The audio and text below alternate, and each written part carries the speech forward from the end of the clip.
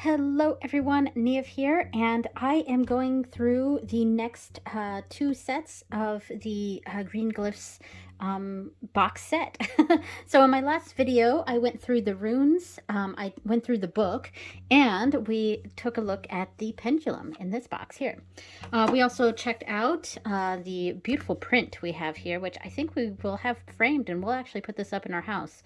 We do have a lot of mushroom stuff in our house, so I actually think that'll match perfectly, and the board for the card stand. All right, so today I am going to go through the Oracle deck and the Lenormand, and I think I'll start with the Lenormand. So let me go ahead and pull these out. Okay, so we have these lovely boxes, and they, just like the other ones, they match really, really well. It's super cool boxes. Now, I don't think I mentioned this in the last video, but the backs of all of these cards from each deck do, in fact, match. And the purpose for that is if you want to have one mega deck, then all the backs of the cards match. So yeah, so we are going to start off with the Lenormand. That's what this one is. Yes, the Lenormand. All right. Yeah, so this was my first introduction to the Green Glyphs Oracle box set. Before James R. Eads did the box set, he had the Lenormand deck out, and I think the box that this came in, or whatever it came in, was green, like the Oracle now, but now it is yellow. Yeah, and I've been eyeing that deck for a while because I was getting into Lenormand, and I really liked the concept of this Lenormand deck, where each card kind of has colors that sort of indicate what the what is it? Not temperature, but like the energy of that card, like positive, negative, neutral, negative, positive, or negative, neutral, negative, or you know what I mean. I can't speak. Anyway, so I'm gonna zoom in and we'll look through this while I talk, while I mumble. All right. So get right here in the center, right in the center of the pentagram too, or pentacle. All right, so this deck is really quite lovely. Yeah, and I've had it. It's been on my radar for quite some time. Okay, slightly move the camera there just because that angle was very difficult for me. Yeah, so it's been on my radar for quite some time, and I almost got it. By the way, the edges of all the decks are gold, and it's a real nice gold too. It doesn't feel cheap at all, like a lot of gilding does. Yeah, so it's been on my radar for a while. I wanted to get it. I was on the verge of getting it. It was on my wish list. I was like, I had picked out whatever month I was going to get it. And then he announced that he was coming out with this entire box set, a tarot card that tarot deck that matches, an oracle deck, a runes deck, etc. And I was really glad I waited to get this deck, because now I can have it with the other cards here, and I have this whole awesome collector's edition box set. Very, very cool. Birds. I'll have to go through the book and really understand what the different colors mean, the colors of the cards, and how that might indicate the meaning of the card and how to read it. Now, one thing that I think I sort of missed out on with not getting the original Green Glyphs Lenormand deck is that there was a special add-on or thing that you could get where you could get some cards, and I believe the stars was one of those cards where they were metallic. So here, obviously, it is not metallic, but the old Green Glyphs Lenormand had kind of an add-on, or I don't exactly know what the promotion was for it, but there was the ability to get cards for your deck that were metallic, and the stars was one of them, and the whole back was metallic, really cool looking. So yeah, I mean, I'm a little bummed that I don't have that, but I would much rather have the big box set of all the cards, so of all the decks. So yeah. All right, so Tower, Garden. Now, Lenormand is interesting because it's not really like tarot, where there's a lot of interpretations for the imagery. And because of that, I have far fewer Lenormand decks than I do tarot decks. But with Lenormand, the mice card, the mice is the mice. It doesn't matter what imagery you see in the mice. They can be really cute, friendly mice, but it still has the same exact meaning. Like there's no reading into the imagery on Lenormand cards. That said, the only the exception to that is, for example, with book, there are some decks that have the book closed because the book can represent secrets or hidden knowledge. And then there are other decks that have the book open, and you could read into that a little bit. So there's a little bit of reading into it that you can do with some Lenormand decks, and of course you can do whatever you want with whatever deck you have. I mean, it's your deck, but in general, the typical readings of Lenormand are pretty set in stone. There are extra gentleman and lady cards, I think. I'll find, they're probably at the end, but yes. So we have gentleman, we have lady, and I'm sure there are alternate. Yeah, there's person card. There's 2 person cards right here, so you can switch those out. I probably will. I actually prefer to have them as pretty gender neutral, like person A and person B, or significator and other person, or partner. I do prefer that. And there's also an extra gentleman and an extra lady. All right, so I'm just going to pull those extra cards to the side, and I'm going to keep the other extra card here because that's for a different card. Yeah, so Lily, Sun, I believe this also was one of the cards that had metallic options in the original deck. The moon, the key, the fish, the anchor, and the cross, and then there is an alternate cross card where it's the albatross, and I will probably choose the albatross. I think I'm going to keep the person 1 and person 2 cards in here for now, but I will be switching them out and putting them in here. So the other way you might read into Lenormand a little bit, depending on the imagery, is like directionally. So like the writer, it is in this deck is facing that way. I have my own Lenormand deck that I created. It was the Bitmoji Lenormand, and I put 2 different writer cards in there. One is facing that way and one is facing the other way, and I kind of just pick which one I want to use, and I do read into which direction it's facing. So directional reading does change the meaning of the card. Well, not the meaning, but yeah. Anyway, so this is really lovely. In fact, I'm going to pull out those people cards real quick because I do think I want to switch out so gentleman, lady, I'm switching it out for person and person. Person and person. All right, so person and person are going to be in here. And I have the albatross in there instead of that card.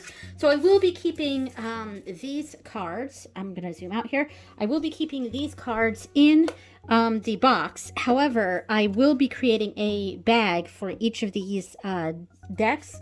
So it'll be a small bag for each deck, just big enough to fit the cards. And that's really because I just don't want to keep them in these giant boxes. These boxes are fantastic. They're really, really beautiful.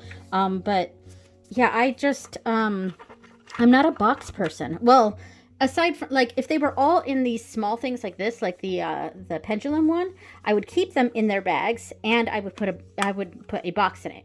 But because all the cards are much larger than this, in fact, I really wish there was one of these for each of these decks. I'd like a small box. Because that way I would keep them in the box, in the bag. Because that's my preferred way of storing my decks. All right, so, and should I shuffle these? Yeah, let me go ahead and shuffle these. All right, so Lenormand cards. There's much less. I'm not going to bridge. There's very few cards, of course. There's just the 36 cards that are typical for Lenormand. Really nice. And I'm just going to pull out a simple 3-card line and see what we got here. Ring. Bear. Oh, I thought that was a smudge on the card. It's not. It's part of the artwork. And person. Okay. I feel like there's a commitment to I would read this possibly as like you could read it as like a marriage commitment, or because bear I often think of as an authority figure. You could a commitment to your boss or somewhat higher up, following through with. And the person card is I would say that's a significator. So and especially since they're pointing this way, again that's reading directionally. Yeah, I would say it's important to keep your commitment to that authority figure or that the person in charge that you have made a commitment to or committed to something. That's what this would be saying. Yeah, that's how I would read that. All right. So if that was relevant to you, then there you go. All right, I'm going to pop this in here and I'm going to pull out the... Oh, I didn't go through the book. Oops, I just dropped the thing. Oh, I just dropped this. We'll put that there. Okay, so the book is, we see part of it in here because these little booklets are, they're all in here. This book is all of these books plus a section on how to use the deck, how to use it as a mega deck. So yeah, so it's very nice. I'm definitely looking forward to reading this and getting Mr. Eads' take on Lenormand and how he reads and interprets the cards. Yeah. So welcome to Lenormand. I'm sure it'll go over things like the Grand Tableau and yeah, it talks about the playing card insets and how one might read those together. Oh, and each card has like a symbol. And what do those mean? And these are, how is it different than tarot? Why do the cards have numbers? Because the numbers are not important numerologically. They're just the numbers of the cards. So I'm sure there's an explanation on that. So then it goes through each card as at first glance, which I'm sure is some of the keywords. Reading pairs. Oh, this is nice. I like that there's a section on reading pairs and reading triplets, because that's the primary way that I read Lenormand is in threes. I do 3-card readings with Lenormand. Chaining and mirroring. Reading in a line. Excellent. Painting a portrait. So this is a portrait or a box spread. This is another frequently used spread for me, is the box 3x3. Using the inset pips, adding depth to a reading. You can also use the pips to add another layer of understanding to a reading or a combination of cards. It's helpful to start with a triplet and go from there. And then, yeah, so really interesting here. And now we're into the Grand Tableau. And here is where they're talking about the colors and what they mean. And it also talks about knighting, which is something common in Lenormand. Yeah, I use knighting all the time. Yeah, so linking houses, that's really cool. Linking the houses. Decoding the cards. All right, and then here is the cards and their meanings. All right, excellent. Is there anything else back here? So, action spaces, how to begin. What is this? Green Glyphs. Oh, this is the Game of Hope. Okay. Excellent. The German game of hope. Yeah. All right. So that's cool. I don't think I've really looked into that too much. But there we go. So that is the Lenormand deck. And now let's get to the Oracle. All right. We've got the Oracle here. Okay, so we have the same type of book here. I'm going to just really quickly go through this one. Yeah, because Oracle is going to be a lot different. An Oracle deck has its own system. Every single Oracle deck, like it's its own thing. Lenormand, you know, you can have lots of different Lenormand decks, but they all have the same system. Whereas Oracle decks are all unique.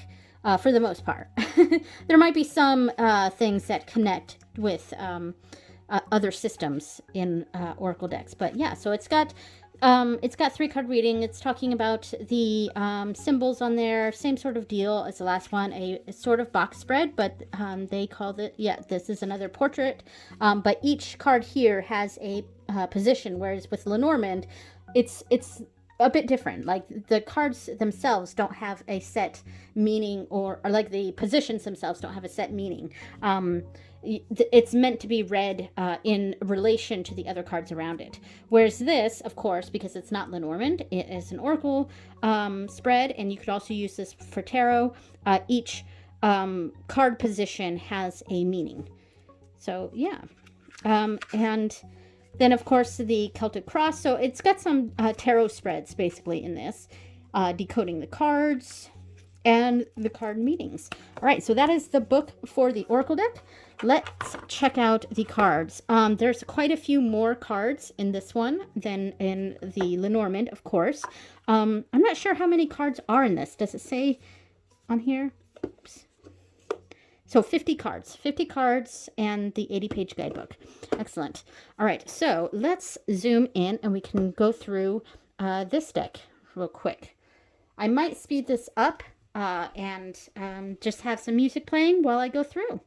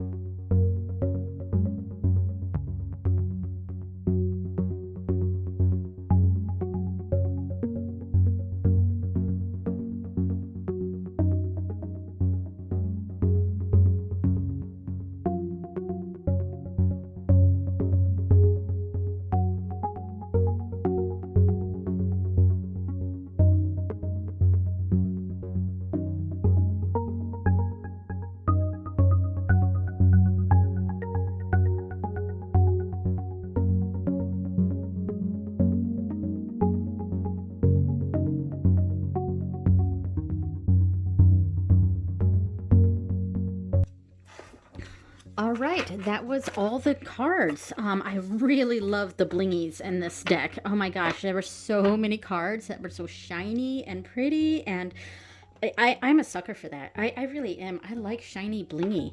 So let me go ahead and shuffle these. These might be easier to shuffle than the Oracle deck because there's more cards here. Oh, I don't want to try to bridge it. It's too stiff to do that, I think. But let me do a few more shuffles and then pressing this way. I mean that's the kind of problem with having them as small cards is that they, like my hands, I can shuffle them really well with my hands, but see, I'm terrible at overhand shuffling, but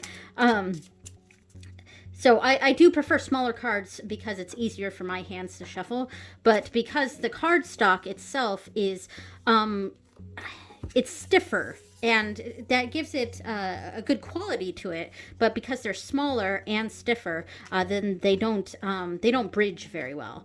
So I can shuffle them, riffle shuffle them, but bridging is a no-go. And I wouldn't even try, but the riffle shuffling is